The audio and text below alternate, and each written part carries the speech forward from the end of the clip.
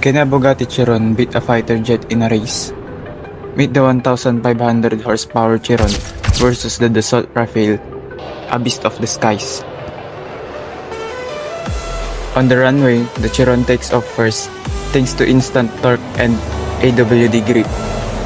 But seconds later, the Rafale takes to the skies, climbing at over 200 miles per hour in just a few seconds. Speed check: Chiron 261 miles per hour, Rafale over 1,300 miles per hour at full tilt. The Bugatti won the launch, but the jet won the sky. Still, for a good car to even challenge a jet, that's a mind-blowing. Who would you pick in this $100 showdown, land or air?